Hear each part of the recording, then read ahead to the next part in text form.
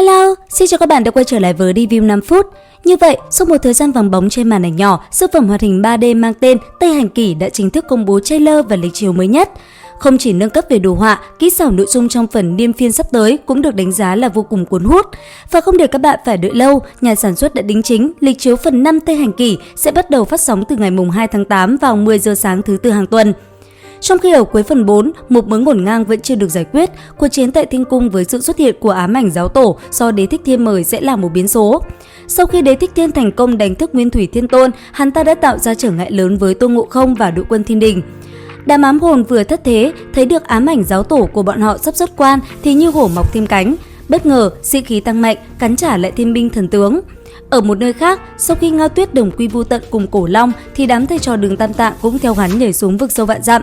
Lúc này, chỉ còn lại Bạch Lang cùng với trách nhiệm đưa Kỳ Kinh trả về nơi Tây Thiên Cực Lạc. Liệu rằng anh ấy có hoàn thành sứ mệnh mà sư phụ giao phó hay không? Câu trả lời sẽ có trong phần 5. Và trong trailer mới nhất mà phía nhà đài đã nhá hình, diễn biến phần niêm phiên sẽ tiếp diễn xoay quanh đại chiến Thiên Cung và Tà Giao Phong chi chiến. Khi cái ác lần nữa lên ngôi, tình thế phe chính nghĩa đã chuyển biến. Vậy trong phần này sẽ có những nội dung tiêu biểu gì? Ngay bây giờ, hãy cùng mình tìm hiểu qua một chút nha. Đầu tiên là về trận chiến tại Thiên Cung, vào thời khắc Đế Thích Thiên bạo phát, Tam Nhãn Thần Tướng đã kịp dẫn theo đội quân đến ứng cứu. Thế nhưng, sự xuất hiện của Nguyên Thủy Thiên Tôn sau đó lại gây ra trở ngại vô cùng lớn đối với bọn họ, bởi vì sức mạnh của ông ta không hề đơn giản. Ngay cả Tôn Ngộ Không từng tuyên bố trước nay, hắn đánh nhau chỉ khâm phục một mình Như Lai. Thế nhưng hiện tại, khi liên thủ cùng với Sát Tâm Quan Âm và Thiên Tướng Triều Đình thì ám ảnh giáo tổ vẫn là một khúc xương khó gặm. Cùng lúc này tại âm gian, Sa Ngộ Tĩnh cũng bắt đầu một hành trình mới. Sau khi nhảy theo sư phụ của mình xuống vực sâu không đáy, hắn đã rơi xuống dưới âm gian. Tại đây, Ngộ Tĩnh bị âm giới vương gây khó dễ vì chuyện trong quá khứ. Khi còn phận là Xích Diệu Quỷ, Ngộ Tĩnh đã đắc tội tên ma vương này. Bởi vậy hiện tại, khi kẻ thù rơi vào tay mình, âm giới vương đã để hắn phải đối mặt với một người vô cùng quan trọng. Trong quá trình đối đầu với vị kình địch kia, Sa Ngộ Tĩnh còn ấp ủ âm mưu cướp đi bảo bối âm thế, đồng bàn với mong muốn có thể tìm được sư phụ. Mặt khác, Đường Tăng Tạng lại rơi đến con đường dưới suối vàng cùng với Ngao Tuyết. Tại đây, ông gặp một người dẫn đường. Cô gái này nói cho ông biết nếu không đi theo cô mà lang thang chốn âm gian này thì linh hồn sẽ bị buộc giữa cho đến khi trở thành vong linh. Và Đường Tăng Tạng chấp nhất không nghe lời cô gái kia nên sau đó ông đã bị rất nhiều đám vong linh thối rữa đến làm phiền. Lâu dần, tâm trí ông cũng trở nên có chút mơ hồ. Ngao Tuyết sau khi tỉnh dậy thì la lối om sòm, hắn không ngừng trách móc sư phụ mình vì sao lại cứu hắn, bị cùng một tay khiến hắn trở nên tàn phế không muốn sống tiếp. Thế nhưng sự tình sau đó trở nên hỗn loạn khi không biết Đường Tăng Tạng bị hỗn trí hay Ngao Tuyết đã biến thành vong linh thối rữa mà cả hai cứ thế lao vào nhau sát phạt.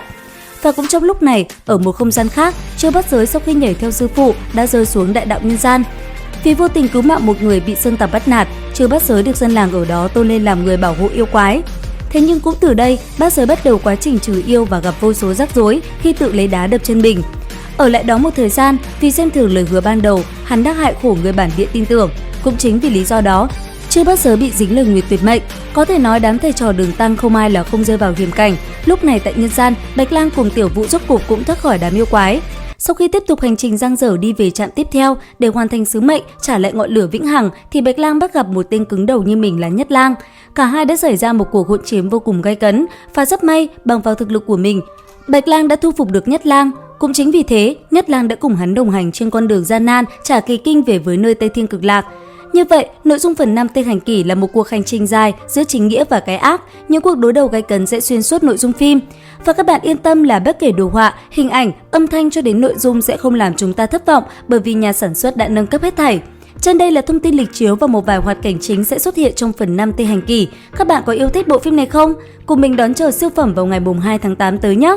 Video đến đây là hết. Xin chào và hẹn gặp lại các bạn ở những video tiếp theo.